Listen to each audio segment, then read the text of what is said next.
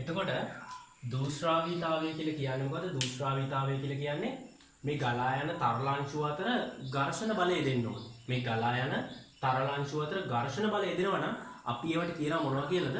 දූෂ්‍රාවීතා බල කියලා. මේ ගලා යන තරල ස්තර අතර ගන්න. දැන් මෙහෙම හිතන්නකෝ ඔයා.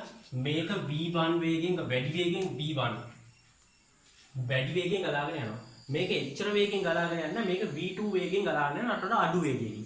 දැන් ඔයා හිතන්න මේක වැඩි වේගෙන් ගලාගෙන යද්දි මොකද වෙන්නේ? මෙයා වැඩි වේගෙන් ගලාගෙන යනකොට මේ තරල ස්තරයේ කැමති නෑ මෙයා ගොඩක් වේගයෙන් යනවට. ඒක නිසා මෙයාගේ වේගය අඩු කරන්න මේ විදිහට ඝර්ෂණ බලයක් යොදනවා මෙයා මත. කියන්නේ මේ තරල ස්තරය මගින් මේ තරල ස්තරය මත මේ විදිහට පිටුපසට ඝර්ෂණ බලයක් යොදනවා. ඒතකොට මේ තරල ස්තරයේ කැමති නැහැ.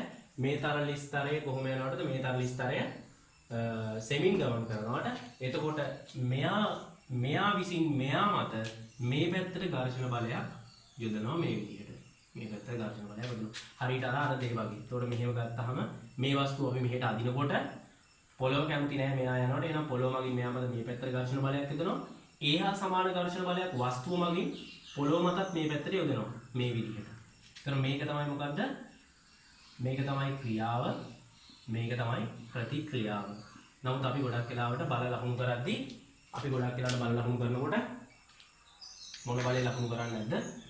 මේ බලය ලකුණු කරන්නේ නැහැ. මේ පොළොව මත බල ලකුණු කරන්නේ නැහැ. නමුත් ඇත්තටම මේ වස්තුව මෙහෙට අදිනකොට මෙහෙම බලයක් දෙනවා. ඒකට අපි කියනවා ක්‍රියාව කියලා. අනිත් පැත්තට දෙනවා බලයක්. ඒකට අපි කියනවා මොකක් කියලාද? ප්‍රතික්‍රියාව කියලා. එතකොට දැන් මේ විදිහට තරල ස්තර ගලාගෙන යනකොට ඒ දේ ඒ විදිහටම වෙනවා. යම් තරල ස්තරයක් වේගයෙන් යනකොට යම් තරල ස්තරයක වේගය අඩුයි නම් වේගය අඩු තරල ස්තරය මගින් වේගය වැඩි තරල ස්තරය මත ඝර්ෂණ බලයක් යොදනවා මේ විදිහට. ඒ හා සමාන ඝර්ෂණ බලයක් වේගය වැඩි තරල ස්තරය මගින් වේගය අඩු තරල ස්තරය මත යෙදෙනවා. මෙන්න මේවට අපි කියනවා මොනවා කියලාද? මේවට තමයි අපි කියන්නේ මොනවා කියලාද? දූෂ්‍රාවීතා බල කියලා. මේවට තමයි අපි කියන්නේ මොනවා කියලාද? දූෂ්‍රාවීතා බල. දූෂ්‍රාවීතා බල. හරි. එතකොට දැන් ඔයාලට පැහැදිලි අදහසක් එන්න ඇති මොකද්ද මේ දූෂ්‍රාවීතා බල කියන්නේ කියලා. එතකොට එහෙනම් මොකද්ද දූෂ්‍රාවීතාවය කියලා කියන්නේ? තරල ස්තර අතර පවතින ඝර්ෂණ බලවලට අපි කියනවා මොනවා කියලාද? දූෂ්‍රාවීතා බල කියලා. තරල ස්තර අතර පවතින ඝර්ෂණ බලවලට අපි කියනවා දූෂ්‍රාවීතා බල කියලා. එතකොට දැන් බලන්න මෙතන මේ විදිහට තමයි ඝර්ෂණ බල දෙන්නේ. එතකොට අපි දන්නවා ජලයට හැන්දක් දාලා මෙහෙම එහා මෙහා කරනකොට ජලයට හැන්දක් දාලා මෙහෙම එහා මෙහා කරද්දී පහසුයි. නමුත් පොල් තෙල් වලට ඒ හැන්දම දාලා මෙහෙම එහා මෙහා කරනකොට අපිට ඊට වඩා මොනවා ගතියක් දැනෙනවා? ඊට වඩා අපහසු ගතියක් දැනෙනවා. ඒ කියන්නේ ජලයට වඩා පොල් තෙල් වල දූෂ්‍රාවීතාවය වැඩි. ජලයට වඩා පොල් තෙල් වල දූෂ්‍රාවීතාවය වැඩි. හරි. ඊටත් වඩා ඔයා දන්නවා පැණි අපි මී පැණි එකකට වගේ හැන්ද දාලා එහා මෙහා කරද්දී තවත් අපහසුයි. ඒ කියන්නේ තවත් දූෂ්‍රාවීතාවය මී පැණි වල තවත් දූෂ්‍රාවීතාවය මොකද වෙන්නේ? මී පැණි වල තවත් දූෂ්‍රාවීතාවය වැඩි කාට වඩාද? ජලයට සාපේක්ෂව. එතකොට එහෙනම් දූෂ්‍රාවීතාවය කියන එක අපිට සරලව මෙහෙම හඳුන්වන්නත් පුළුවන්. දූෂ්‍රාවීතාවය කියන එක අපිට සරලව හඳුන්වන්න පුළුවන් කොහොමද? තරලයක පවතින උකු බව. දූෂ්‍රාවීතාවය කියන එක අපිට සරලව අදහස් කරන්න පුළුවන් තරලයක පවතින උකු බව කියලා. එතකොට ඒක තවදුරටත් හොඳ විදිහට කියනවා නම් දූෂ්‍රාවී බල කියලා කියන්නේ තරලයක ගලා යන තරලයක ස්තර අතර පවතින ඝර්ෂණ බලවලට. ගලා යන තරලයක ස්තර අතර පවතින ඝර්ෂණ බලවලට. හරි. එතකොට දැන් ඔයාලට දූෂ්‍රාවීතාවය පිළිබඳව හොඳ අදහසක් එන්න ඇති. හරි. දැන් තමයි වැදගත්ම කොටස කියන්න හදන්නේ. අපි මේ පාඩමේදී මෙතනින් ඉස්සරහට මේ දූෂ්‍රාවීතා බල තියෙන තරලත් එක්ක අපිට මේ පාඩමේ ගණිතමය සංකල්ප ගොඩනගන්න අපහසුයි. එතකොට අපි මේ පාඩමේ මෙතනින් ඉස්සරහට කතා කරන තරල දූෂ්‍රාවීතා බල වලින් අපි උපකල්පනය කරනවා. දූෂ්‍රාවීතා බල වලින් තොර තරල කියලා. අපි උපකල්පනය කරනවා කොහොමද? දූෂ්‍රාවීතා බල වලින් තොර තරල කියලා. අපි මෙතනින් එහාට මේ පාඩමේ කතා කරන තරල අපි උපකල්පනය කරනවා දූෂ්‍රාවීතා බල වලින් තොර තරල කියලා. ඊට පස්සේ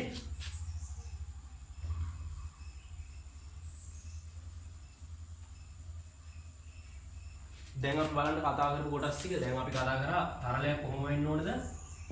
තරලය අනාකූල වෙන්න ඕනේ. පළවෙනි දේ තමයි තරලය මොනවා වෙන්න ඕනද? තරලය අනාකූල වෙන්න ඕනේ එක.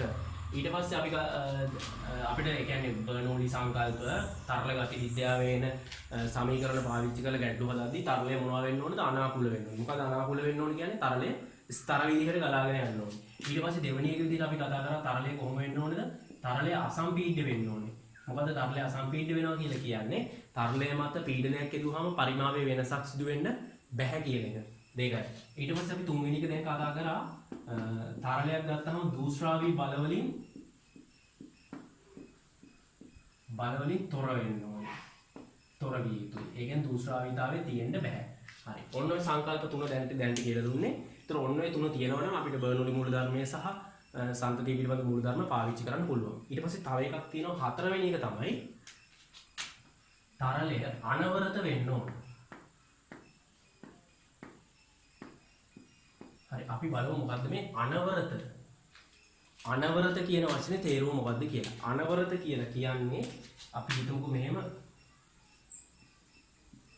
මේ ගලා යන තරලයක් තියෙන්නේ මේ බටේ ඇතුලේ මේකේ මත ඕනෑම ලක්ෂණයක් සැලකනවා. එතකොට මම මේ ලක්ෂ්‍ය සැලකුවම මෙන්න මේ අනාකූල ස්තර විදියට යන්න බෑ අනිවාර්යෙන්. මෙන්න මේ අනාකූල රේඛාව මතක හිටි ලක්ෂයක්. හරි මෙහෙමයි. මුලින් අර්ථ දැක්වීම ලියන්නකෝ. අනවරත තරලයක් කියලා කියන්නේ ගලා යන තරලයක කිසියම් ලක්ෂයක් හරහා කිසියම් ලක්ෂයක් පසු කරන ඕනෑම තරලංශුවකට එකම ප්‍රවේග තිබිය යුතුයි. ආයි පාරක් අනවරත තරලයක් කියලා කියන්නේ ගලා යන තරලයක යම් අනාකූල රේඛාවක් මත පිහිටි ඕනෑම ලක්ෂයක් පසු කරන යම් අනාකූල රේඛාවක් මත පිහිටි කිසියම් ලක්ෂයක්. ආයි අවබෝධ කරගන්න අනාකූලව ගලා යන තරලයක යම් අනාකූල රේඛාවක කිසියම් ලක්ෂයක් පසු කරන සෑම තරලංශුවකටම එකම ප්‍රවේග තියෙන්න ඕනේ. දැන් ඔයා හිතන්න මේ තමයි මම කඩේරෙන් ඇදලා තියෙන මොකද්ද? අනාකූල රේඛාව. මේ කඩේරෙන් ඇදලා තියෙන අනාකූල රේඛාව. ඒතකොට මෙන්න මේ කඩේරෙන් ඇදපු අනාකූල රේඛාව පසු කර අනාකූල රේඛාවේ මෙන්න මේ A කියන ලක්ෂය තමයි මේ ඇදලා තියෙන්නේ. මේ A කියන ලක්ෂය පසු කරන සෑම තරලාංශුවකටම මෙන්න මේ B කියන වේගය තියෙන්න ඕනේ. මේ A කියන ලක්ෂය පසු කරන සෑම තරලාංශුවකටම මෙන්න මේ B කියන වේගය තියෙන්න ඕනේ. ඒතකොට අපි හිතමු මේක 5 ms ශ්‍රේණියක කියලා. ඒක ඔයා දන්නවා දැන් මෙතන මේ අංශුව 5 ms ශ්‍රේණියක ගියා. තව ටික වෙලාවකින් මේ හරිය තියෙන අංශුවක් මෙතෙන්ට එනවා. මේක ගලා යන තරලයක්නේ. මේක ගලා යන තරලයක් නම් තව ටික වෙලාවකින් මේ හරිය තියෙන අංශුවක් මෙතෙන්ට එනවා. එතකොට මේ හරිය තියෙන අංශුව මෙතෙන්ට ආවම ඒකටත් මොන වේගය තියෙන්න ඕනේද? මෙන්න මේ 5 ms ශ්‍රේණියක වේගය තියෙන්න ඕනේ. ඒක තමයි මේකේ තේරුම. මොකද්ද? ගලා යන තරලයක ඕනෑම අනාකූල රේඛාවක් මත පිහිටි කිසියම් ලක්ෂයක් පසු කරන සෑම අංශුවකටම එකම ප්‍රවේගය තියෙනවා. ඒ කියන්නේ මේ හරහා මේ ලක්ෂ්‍ය හරහා යන සෑම අංශුවකටම මෙන්න මේ කියන 5 ms ශ්‍රේණිය 1 කියන ප්‍රවේගය තියෙන්න ඕනේ. එතකොට අපි මේකට කියනවා මොන තරලයක් කියලාද? අනවරත තරලයක් කියලා. පැහැදිලි වෙන්නද? දැන් ඔය දන්නවා මෙන්න මේ හරි ලක්ෂයක් ගන්න. ඒතර මෙන්න මේ වගේ අනාකූල රේඛාවකනේ ඔබ තියෙන්නේ. ඒතර මෙන්න මේ ලක්ෂය අපි වසු කරන එකට අපි කියනවා 6 ms ශ්‍රේණියක ප්‍රවේගය තියෙනවා කියලා. එතකොට 6 ms ශ්‍රේණියක ප්‍රවේගය තියෙනවා මේ ලක්ෂය පසු කරන අංශු වලට මේ ලක්ෂය පසු කරන ඕනෑම අංශුවකට මෙන්න මේ 6 ms ශ්‍රේණියක කියන ප්‍රවේගය තියෙනවා. හරි. ඒකට තමයි අපි කියන්නේ මොකක්ද කියලාද? තරලයක අනවරත බව කියන. right එහෙනම් අපිට මේ සංකල්පය යොදද්දී මෙන්න මේ ටික හරියට එන්න ඕනේ.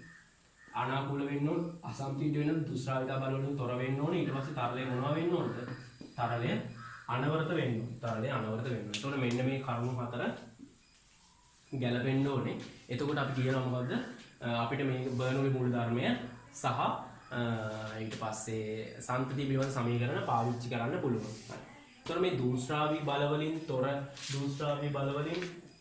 තොර තරල මේ ගැන කතා කරද්දි මෙන්න මේ කරුණ මට කියන්න අමතකුණා එතෙන්ට. මෙන්න මේ කරුණු ටික එතෙන්ට ඇඩ් වෙන්න ඕනේ.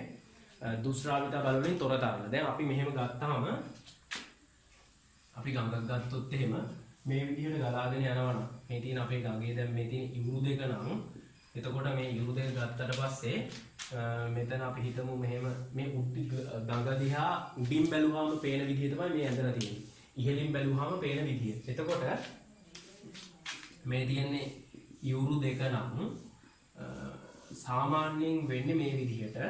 සාමාන්‍යයෙන් වෙන්නේ යූරු අසල තියෙන ජල යූරු අසලින් ජලය ගලා යන වේගය අඩුයි. මේ මැද ගඟ මැදට වෙන්න ජලය ගලා යන වේගය මොන වෙනවද වැඩි වෙනවා. ඔන්න ඔය විදිහට තමයි එන්නේ. හරි. ඔන්න ඔය විදිහට එන්න ඕනේ. යූරු අසල ජලය ගලා යන වේගය අඩුයි. ගඟ මැද්දේ ජලය ගලා යන වේගය වැඩි. හරි. ඒකට හේතුව තමයි දැන් යූරෙන් ඝර්ෂණ බලය යොදනවා මේ තරල ස්තර මත. යූරු වලින් මේ තරල ස්තර මත ඝර්ෂණ බලය යොදද්දී මේක හිමින් යන්නේ ඝර්ෂණ බල වැඩි. නමුත් මැද්දට යන්න ඝර්ෂණ බල අඩුයි. ඒ කියන්නේ මේ මැද්දට යන්න දුෂ්‍රාවීතා බල මොනවා වෙනවද? ගඟ මැද්දට යන්න තරල ස්තර අතර ඝර්ෂණ බල අඩු වෙනවා. ඒ ඝර්ෂණ බල අඩු වීම නිසා ගඟ මැද තියෙන තරල ස්තර වේගෙන් ගලාගෙන යනවා. එතකොට සාමාන්‍යයෙන් මොකද වෙන්නේ? ගඟ මැද්ද දැන් අපි හිතමුකෝ ගඟ අයිනේ වතුර ගලාගෙන යන වේගයට වඩා ගඟ මැද වතුර ගලාගෙන යන වේගය වැඩි. හරි. එතකොට මේ මෙහෙම ඉන්නේ මොනවද කියනවා නම් දුෂ්‍රාවීතා බල තියෙන හින්දා. දුෂ්‍රාවීතා බල තියෙන හින්දා. දැන් අපි මෙහෙම කැරකෙන මෙහෙම බම්බරයක් කරන් මෙහෙම තිබ්බොත් එහෙම මේ විදිහට තිබ්බොත් එහෙම මේක කැරකෙනවා. කොයි පැත්තටද කැරකෙන්නේ? මේ තරල ස්තර වේගෙන් යනවා. මේ තරල ස්තර හිමින් යන්නේ. ඒතර වේගෙන් යනේම නම් මෙහෙම මේ පැත්තට කැරකෙනවා නේ. මේක මේ පැත්තට තමයි භ්‍රමණය වෙන්නේ. හරි. එතකොට ඒක හොඳට මතක තියාගන්න. තරලයක දුෂ්‍රාවීතා බල තියෙනකොට තරල ස්තර අතර වේග මොනවා වෙනවද? එකම හරස්කඩ පසු කරන තරල ස්තර අතර වේග මොනවා වෙනවද? වෙනස් වෙනවා. එකම හරස්කඩ පසු කරන තරල ස්තර අතර වේග වෙනස් වෙනවා දුෂ්‍රාවීතා බල තියෙනවා නම්. හරි. එතකොට ඒ කියන්නේ මේ බඹරේ මොනවා වෙන්න පටන් ගන්නවද? මේ තරල ස්තරයේ වේගය වැඩි, මේ තරල ස්තරයේ වේගය අඩුයි. ඒතර වේගය වැඩි නිසා මේ බඹරේ මේ පැත්තට භ්‍රමණය වෙන්න පටන් ගන්නවා. right. ඊට පස්සේ දැන් අපි මේ පාඩමේදී කතා කරන්න ඕනද? දුෂ්‍රාවීතා බල වලින් තොර. කොහොම වෙන්න ඕනද? දුෂ්‍රාවීතා බල වලින් තොර වෙන්න ඕනේ. එතකොට අපි ගත්තහම දැන් මම අදින්නම් දුෂ්‍රාවීතා අපි මෙතින් ගඟේ යූරු 2 ඉහළින් බැලුවාම පේන විදිහ ඉහළින් බැලුවාම එතකොට මම මේ හරස් කඩ ගන්න. ඒතර මේ හැම තරල ස්තරයකටම එකම වේග තියෙනවා දුෂ්‍රාවීතා බල නැත්තම්. ඒතර මේ තියෙන්නේ දුෂ්‍රාවීතා බල නැතුව ගඟක් ගලාගෙන යන විදිහ. මේ තියෙන දුෂ්‍රාවීතා බල තිබ්බහම වෙන විදිහ. හරි. එතකොට මේ විදිහට ගලාගෙන යද්දී ඔයා මේ විදිහට බඹරයක් තිබ්බට මේක මොනවා වෙන්නේ නැද්ද? මේක භ්‍රමණය වෙන්නේ නැහැ. ඇයි? සෑම තරල ස්තරයක්ම එකම වේගෙන් ගලාගෙන යන නිසා. එතකොට දුෂ්‍රාවීතා බල වලින් තොර තරලයක් නම් මේ විදිහට තමයි ගලාගෙන යන්නේ. දුෂ්‍රාවීතා බල තියෙනවා නම් මේ විදිහට තමයි ගලාගෙන යන්නේ. right. එතකොට එහෙනම් දැන් අපි සංකල්ප 4ම පැහැදිලි කරා. මේ රූප දෙක අතන ඉඳ තියෙනවා නම් බැලන්ස් වෙන්න අනින්න මේ දුෂ්‍රාවීතාවය කියලා කොටස කතා කරපු තැනට. දුෂ්‍රාවීතාවය කියපු කොටස කතා කරපු තැනට.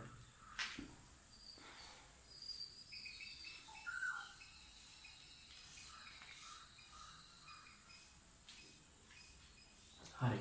දැන් එතකොට මෙන්න මේ සංකල්ප 4 හරි වැදගත්. මොනවාද 4? අනාකූල වෙන්න ඕනේ, අසම්පීඩ්‍ය වෙන්න ඕනේ, දුෂ්‍රාවීතා බල වලින් තොර වෙන්න ඕනේ, අනවරත වෙන්න ඕනේ. මේ 4 තියෙනවා නම් අපිට බර්නූලි මූලධර්මය පාවිච්චි කරන්න පුළුවන්. හරි. මම බර්නූලි මූලධර්මය ගැන කතා කරන්න කලින් මම මේ පාඩමේ මෙතනින් එහාට කතා කරන්නේ සම්තතිය පිළිබඳ සමීකරණය ගැන.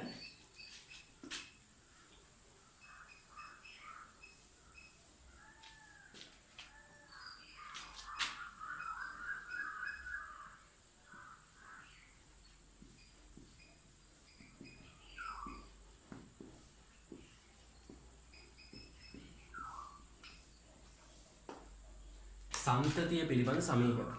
හරි. එතකොට සම්තතිය පිළිබඳ සමීකරණය කතා කරන්න කලින් කියලා දෙන්නම්. තරලයක් ගලා යාමේ ශීඝ්‍රතාවය කියන්නේ මොකක්ද කියන්නේ. හරි. අපි මේ කතා කරන තරල අර වචන හතරට බැලන්ස් කරන්න. අනාකූලයි, අනවරතයි, අසම්පීඩ්‍යයි, දුෂ්‍රාවිතා බල වලින් තොර. අනාකූල, අනවරත, අසම්පීඩ්‍ය, දුෂ්‍රාවිතා බල වලින් තොර තරල. හරි. එතකොට එහෙම ගලා යන තරලයක මොකද්ද මේ ගලා යාමේ ශීඝ්‍රතාවය කියලා කියන්නේ. දැන් හිතන්නකෝ මේ ඇවිල්ලා අපි හිතමුකෝ වතුර බටයකින් එන වතුර පාර. දැන් මේ විදිහට වතුර මේකේ එළියට යනවා නේ. වතුර මේකේ මේ විදිහට වතුරේ යම් ප්‍රමාණයක් එළියට යනවා. හරි. එතකොට එළියට යනවා. මොකද්ද මේ තරලයේ ගලා යාමේ ශීඝ්‍රතාවය කියලා කියන්නේ? මම සමීකරණ මෙහෙම ලියන්නම්. තරලයක් ගලා යාමේ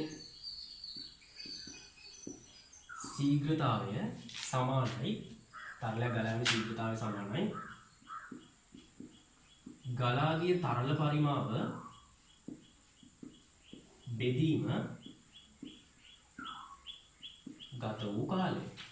හරි. මොකද තරලයේ ගලා යාමේ ශීඝ්‍රතාවය කියන්නේ ඒකීය කාලයකදී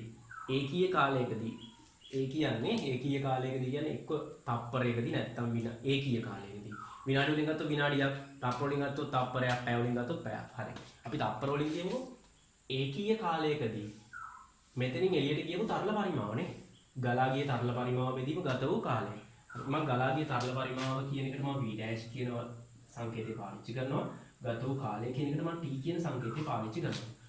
තරලයේ ගලා යන ශීඝ්‍රතාවය කියන එකට මම q කියන සංකේතය පාවිච්චි කරනවා. එහෙනම් අපිට සමීකරණය එනවා කොහොමද? q සමානයි v' බෙදීම t. q සමානයි v' බෙදීම t. ඒ කියන්නේ මොකද? තරලයේ ගලා යන ශීඝ්‍රතාවය සමානයි ගලා ගිය තරල පරිමාව බෙදීම ගත වූ කාලය. දැන් ඔයාලට මේකට අර්ථ දැක්වීමක්.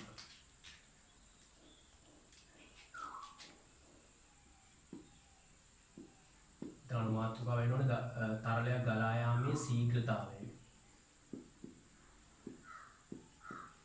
තරලයක් ගලා යාමේ ශීඝ්‍රතාවය.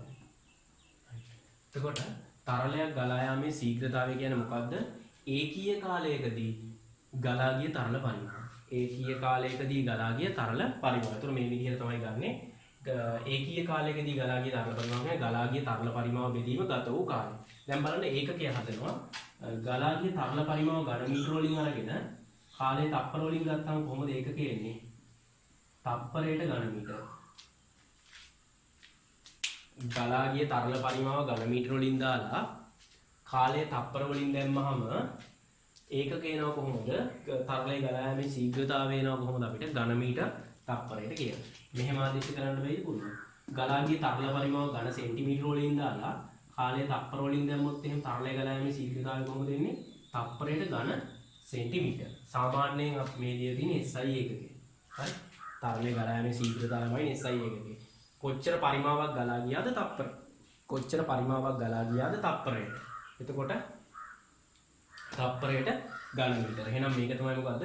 තරලයක ගලා යාමේ ශීඝ්‍රතාවය කියලා කියන්නේ. හරි. එතකොට මොකද්ද සමීකරණය? සමීකරණය මම පැත්තෙන් ලියනවා q සමානයි v' ගලා ගිය තරල පරිමාව බෙදීම ගත වූ කාලය. ගලා ගිය තරල පරිමාව බෙදීම ගත වූ කාලය. ඊට පස්සේ මම හදන්නේ මේකට තව වෙනත් විදිහකට සමීකරණයක් ගොඩනගා ගන්න. වෙනත් විදිහකට තරලයක් ගලා යාමේ ශීඝ්‍රතාවය කියන කොටසට සමීකරණයක් ගොඩනගා ගන්න. දැන් බලන්න මෙහෙම ද්‍රව බටයක් තියෙනවා. මේ ද්‍රව බටය හරහා තරලය ගලාගෙන යනවා. ද්‍රව බටය හරහා තරලය ගලාගෙන යනවා v පරිමාවට. මෙතන මේ පැටලෙන හින්දා තමයි මේ වෙනස් විදිය දැනෙන්නේ. මෙතන v' කියලා දාලා දෙන්නේ මොකද්ද? මොන ලියන්න පරිමාව. මෙතන මේ මම v කියලා ලකුණ පාවිච්චි කරනවා දැන්.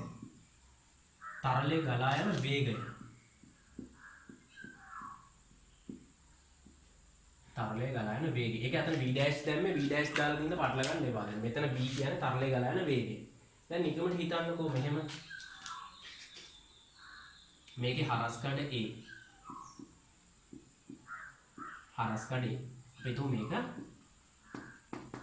5 ms ඍණ 1 වේගයෙන් 5 ms ඍණ 1 වේගයෙන් තරලය මේ බටය හරහා ගලාගෙන යනවා. 5 ms ඍණ 1 වේගයෙන් තරලය මේ බටය හරහා ගලාගෙන යනවා. එතකොට හිතන්න මෙහෙම මෙතන තියෙන මෙන්න මේ හරස්කඩ මෙන්න මෙතන තියෙන තරලාංශුව තප්පරයකට මීටර කොච්චරක් යනවද? තප්පරයකට මීටර 5ක් ඉස්සරහට යනවා. ඒ කියන්නේ මෙතන තියෙන තරලාංශුව අපි හිතමු දැන් තියෙන්නේ මෙතන කියලා. තප්පරයකට පස්සේ ඒ කියන්නේ ගමන් කරපු දුර මීටර් 5යි. ගමන් කරපු දුර මීටර් 5යි. තප්පරයට මීටර් 5යි නම් ඒ කියන්නේ මෙතන තිබ්බ තරලාංශුවක් තප්පරයක් ඉවර වෙද්දි මෙතන තියෙන්නේ. ඒ කියන්නේ ඔයාලට තේරෙන්න ඕනේ. මෙච්චර තරල කඳක්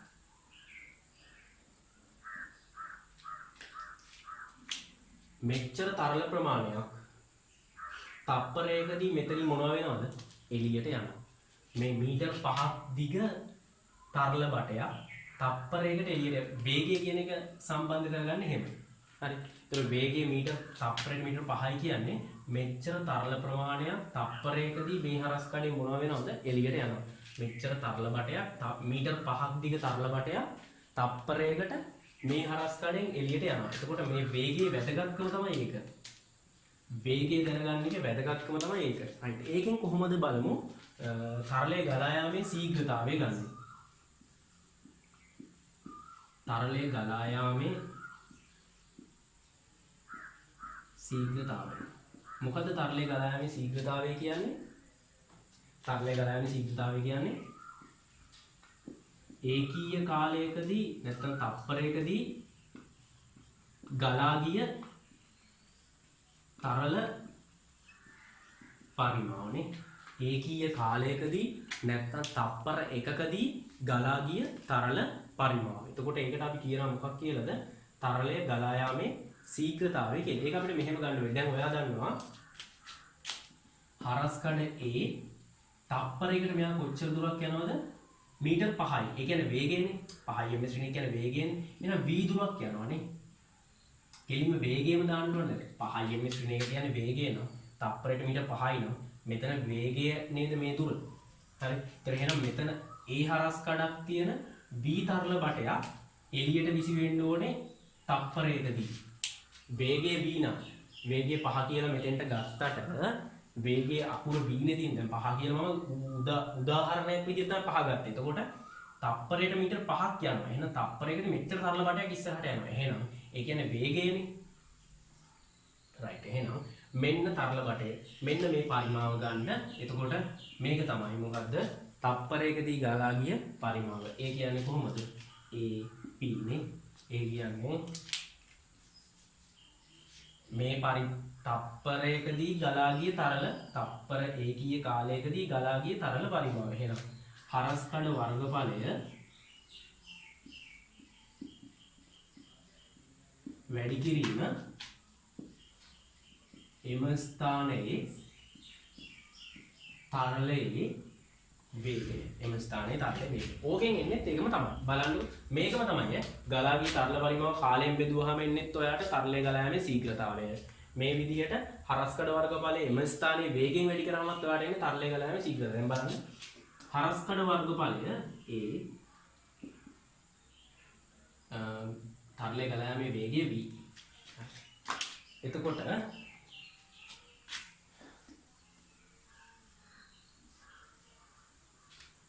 දැන් ඊතර බලන්න මෙහෙමනේ ඉන්න ඕනේ q සමානයි AV. q සමානයි AV. එතකොට ආදේශ කරලා බලන්න ඒකක හරියට දැන් මෙතන එනවනේ ඒකකනේ. ගලා ගිය තරල පරිමාව ඝන මීටර වලින් දැම්මා. කාලේ තප්පර වලින් දැම්මා. ඒතර එනවා ඝන මීටර තප්පරයට. මේකෙත් ඒකක වෙන්න ඕනේ q එක. ඒකකේ වෙනස් වෙන්න බැහැනේ. හදන විදිය වෙනස් වුණාට. හරි. හරස් වල වර්ගඵලය වර්ග මීටර තරලයේ වේගය ms ශ්‍රේණියක. එහෙනම් බලන්න අරක වෙනවනේ ඝන මීටර තප්පරයට. ඝන මීටර තප්පරයට. දෙකෙන්ම මෙතන වර්ගයක් තියෙනවා මෙතන එකක් තියෙනවා. ඒ දෙක එකතු වුණාම ඝන මීටර තප්පරයට කියලා එනවා. එතකොට එහෙනම් තරලයේ ගලා යාමේ ශීඝ්‍රතාවය හොයන්න අපිට ගොඩක් වැදගත් වෙන්නේ මේ සමීකරණයට වඩා මෙන්න මේ සමීකරණය. q සමානයි හරස් කඩ වර්ගඵලය වරක් තරලයේ ගලා යාමේ වේගය. මේ v මේ v පටල ගන්න එපා. මේ තියෙන්නේ තරලයේ ප්‍රවේගය. හරි තරලයේ ප්‍රවේගය.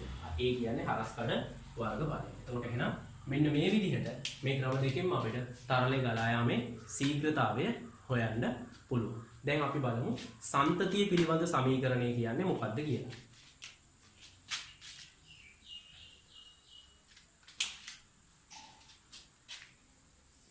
ශීඝ්‍රතාවය කතා කරා දැන්. තරලයේ ගලා යාමේ ශීඝ්‍රතාවය සඳහා සමීකරණ දෙකක් ඇවිල්ලා තියෙනවනේ.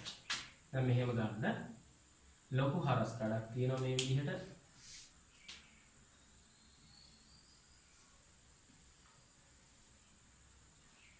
මෙහෙම නල්ලේ පටු වෙනවා. මේක හරස්කඩ වර්ගඵලයේ a1. මෙතන තරලයේ විදින වේගය v1. මෙතන හරස්කඩ වර්ගඵලයේ a2. මෙතන තරලයේ පිටතට විදින වේගය v2.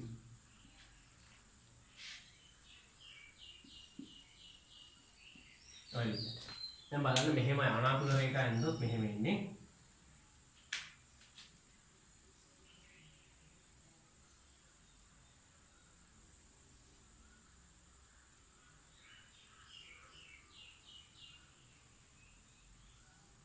අනාකූල රේඛ එකම තේක යන්න බෑ.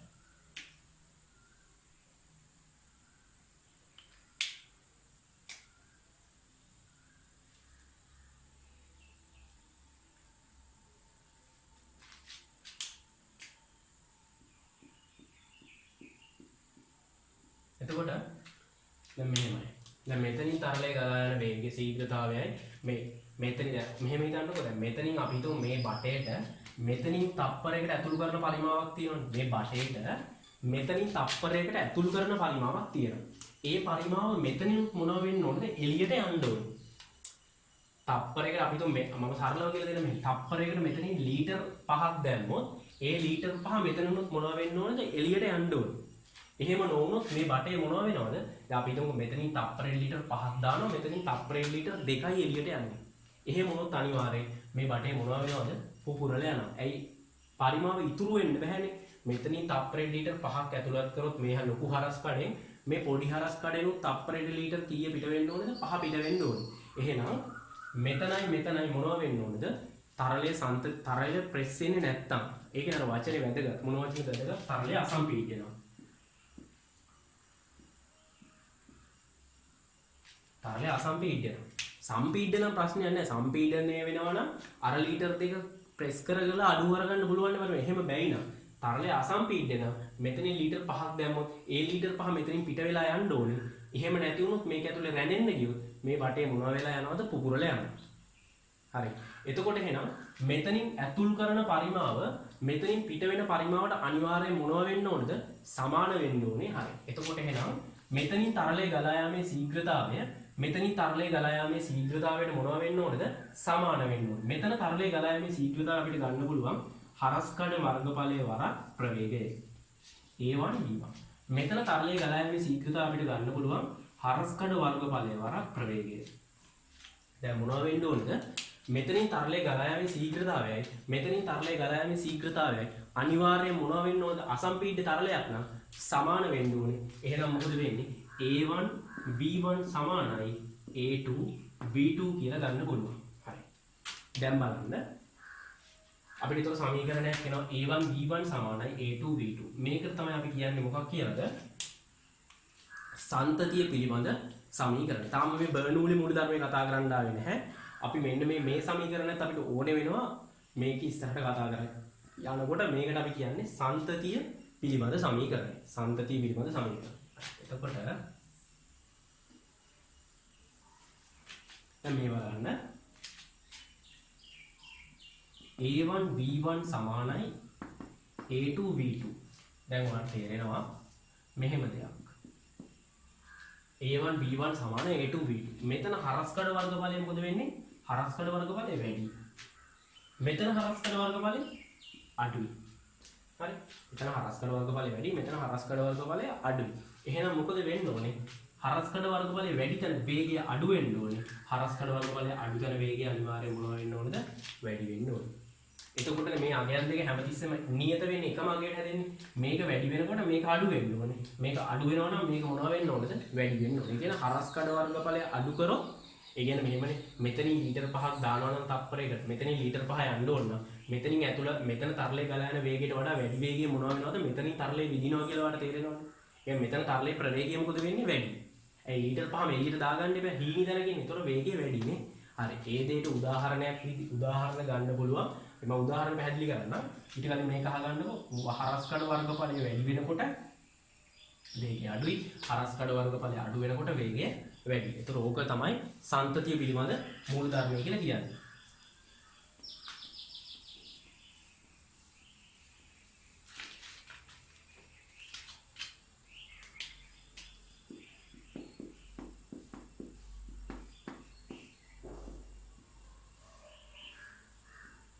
මේකට තමයි අපි කියන්නේ සංතතිය පිළිබඳ මූලධර්මය කියන්නේ. එතකොට දැන් අපි දන්නවා අපි අර හෝස් බටයක් පාවිච්චි කරලා වතුර දානකොට ඒකේ අපි අර වතුර වල වේගය වැඩි කරගන්න මොකද කරන්නේ? අර ඇඟිල්ලෙන් කට වහලා එතන හරස්කඩ වර්ගඵලය මොනව කරගන්නවද? හරස්කඩ වර්ගඵලය අඩු කරගන්නවානේ. හරස්කඩ අඩු කරනකොට වේගය මොනවා වෙන්න ඕනද? වේගය වැඩි වෙනවා. ඒක තමයි අපිට වැඩි ඈතකට වතුර විදින වේගවත් වතුර ධාරාවක් ගන්න පුළුවන්. අපි මොකද කරන්නේ? අපි හරස්කඩ වර්ගඵලය අඩු කරගන්නවා. අපි හරස්කඩ වර්ගඵලය අඩු කරනවා ඇඟිල්ලෙන් වහලා. එතකොට වැඩි වේගයකින් වතුර යෑම සිදු වෙනවා. ඒ දේ තමයි වෙන්නේ. ඊට පස්සේ අපිට එතනින් එහාට තව උදාහරණයක් ගන්න පුළුවන්. අපි දන්නවා මේ ගඟක් මේ විදිහට අපි උඩින් බැලුවම වෙන්නේ. U දෙක අතර මෙහෙම පරතරකේ සමහර තැන්වල අපි දන්නවා ගඟවල් පටු කරලා තියෙනවානේ. මේ විදිහට U පටු කරනවා. එතකොට අපි දන්නවා මෙහි ගලාගෙන යන වේගයට වඩා මේ පටු කරන වේගය මොකද වෙන්නේ? වැඩි. ඉතින් අර සංකල්පයමයි හරස්කඩ වර්ගඵලය අඩු වෙනකොට වේගය මොනවා වෙනවද? හරස්කඩ වර්ගඵලය අඩු වෙනකොට වේගය වැඩි වෙනවා. අර හෝස් බටේ වහපු සංකල්පයම තමයි. ඊට පස්සේ අපි මේකේ ගාණක් හදමු. එක ගාණක් හදමු මෙතෙන්ට මේ සංකල්පය පාවිච්චි කරලා.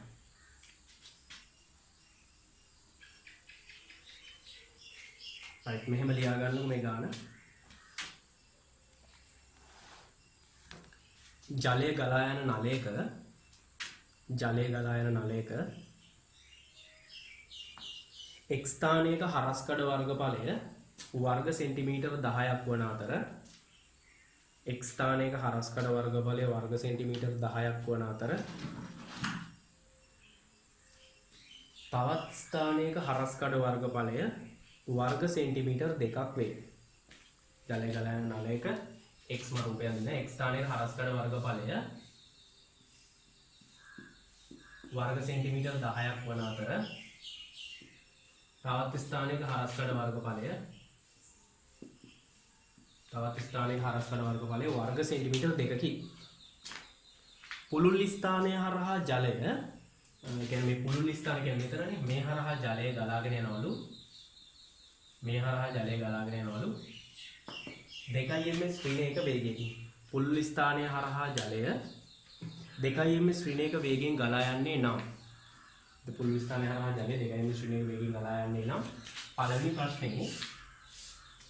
ප්‍රශ්නේ පටු ස්ථානය හරහා ජලය ගලා යන වේගය සොයන්න. පටු ස්ථානය හරහා ජලය ගලා යන වේගය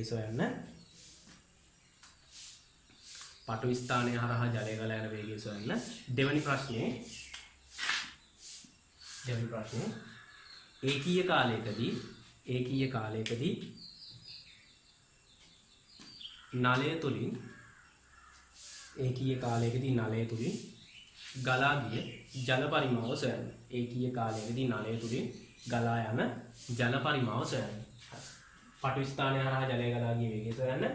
ඊට මෙතන එනවා ඒකීය කාලයකදී නලය හරහා ගලා යන ජල පරිමාව සොයන්න. හරි. එතකොට අපි බලමු කොහොමද හදන්නේ කියලා. දැන් අපි මුලින්ම අහන්නේ පටු ස්ථානය හරහා වේගය. මම මේක v2 කියලා ගන්නවා. ඕකනේ අහන්නේ. හරි. එහෙනම් අපි සංතති පිළිවෙල සමීකරණය දාමු. a1 v1 සමානයි a2 v2 දැම්මා. හරස්කඩ දෙකේම ඝන සෙන්ටිමීටර තියෙන දෙපැත්තේම ආදේශ කරන හින්දා ප්‍රශ්නයක් නැහැ කැපිලා යනවා. 10 වරක් මෙතන වර්ග සෙන්ටිමීටර තියෙන හින්දා කැපිලා යනවා. 10 වරක් b1 2 ms ඍණයක මෙතන වර්ග සෙන්ටිමීටරම ආදේශ කරන්න ප්‍රශ්නයක් නැහැ. ඔබ ඝන මේ මීටර කරන්න ඕනේ නැහැ. මේ වර්ග මීටර කරන්න ඕනේ නැහැ. වර්ග සෙන්ටිමීටර වලින් ආදේශ කරන්න. මොකද මේ දෙපැත්තම කැපිලා යන නිසා. ඒතකොට මෙතන එනවා v2. මේක කැපිලා යනවනේ. ඒතකොට මෙතන දෙකෙන් මේ පැත්තට දානවා මේ දෙකට මේ දෙක කැපිලා ගියාම v2 වෙනවා කීයයි කියලාද? v2 වෙනවා මෙතන දෙකට මේ දෙක කැපිලා මෙතන 10යි 10 තැන දෙකෙන් යනවා නම් දෙකේ තැන වෙන්න ඕනේ කීයෙන් යනවද? 10යි ms ඍණයක වේගයෙන් යනවා. මෙතන ද්‍රව්‍ය ගලා යන වේගය 10යි ms ඍණයකයි. ඊට පස්සේ අපෙන් අහනවා තප්පරයකදී ගලා යන ජල පරිමාව ගණනය කරන්න කියලා මේ නලය හරහා. දැන් මෙහෙම දෙයක් තියෙනවනේ. මේ නලය හරහා ඕනෑම තැනක මොකද වෙන්නේ? ඕනම තැනක තරලයේ ගලා යාමේ ශීඝ්‍රතාවය එකමයි. තරලයේ ගලා යාමේ ශීඝ්‍රතාවය එකයි. මෙතනින් ගියත් තප්පරයකට යන පරිමාව තමයි. ඉතින් මෙතනින් ගියත් යන්නේ. එහෙනම් මෙතනින් ගාන හැදුවත් ඔයාට එකම උත්තරේ එන්න ඕන. මෙතනින් ගාන හැදුවත් එකම උත්තරේ එන්න ඕන. ඒක වෙනස් වෙන්නේ නැහැ. right දැන් බලන්න එහෙනම්. ඒ කියන්නේ තප්පරයකදී ගලා යන පරිමාව කියන්නේ මොකද්ද? මේ ගාන අපි මෙතනම ගත්තී ඝන මීටර තප්පරයට. මෙතනත් ඒකමනේ. ඝන මීටර තප්පරයට. තප්පරයකට ගලා යන ද්‍රව පරිමාව කියලා කියන්නේ තරලයේ ගලා යාමේ ශීඝ්‍රතාවය. තරලයේ ගලා යාමේ ශීඝ්‍රතාවය. හරි. එතකොට මෙහෙමනේ ගන්න වෙන්නේ අපි මෙතනින් හැදුවත් එකයි මෙතනින් හැදුවත් ඒ උත්තරේ මෙහෙම. q සමානයි AV දැම්මා. q නේ හොයන්න කියන්නේ හරියට මෙතනින් හදමු. 10 ඝන සෙන්ටිමීටර් 10 වර්ග සෙන්ටිමීටර් ඊට පස්සේ මෙතන තියෙන වේගය 2 ms. දැන් ප්‍රශ්නයක් එනවා. දැන් මීටර වලින් දාන්න බෑ. මොකද මෙතන එතකොට අපිට ඝන සෙන්ටිමීටරද ගැටලුවක් එනවනේ. අපි ඒක දාමු. දැන් මෙතන තියෙන මෙහෙමනේ. වේගය තියෙන 2 ms ඍණ එක කියලානේ. මීටර මෙතන මෙහෙමනේ තියෙන 2 මීටර තප්පරයටනේ. 2 මීටර තප්පරයට. ඕකේ අපි මේ මීටර සෙන්ටිමීටර කරගෙන මෙහෙම දාගමුනේ. 200යි සෙන්ටිමීටර තප්පරයට. මීටර 2යි කියන හොඳයි. එහෙනම් මෙතෙන් දානවා 200යි සෙන්ටිමීටර තප්පරයට. දැන් මොකද වෙන්නේ? මේක ගුණ වුණාම අපිට එනවා q සමානයි 210ක් 2000යි ඝන සෙන්ටිමීටර තප්පරයට. හරි එහෙනම් තප්පරයට ගලා ගිය පරිමාව කොච්චරද? තප්පරයට ගලා ගිය පරිමාව ඝන සෙන්ටිමීටර කීයද? ඝන සෙන්ටිමීටර 2000යි. ඒ කියන්නේ මිලිලීටර් කීයද? මිලිලීටර් 2000යි. තප්පරයට ගලා ගිය පරිමාව මිලිලීටර්. මොකද අපි දන්නවා ඝන සෙන්ටිමීටර එකක්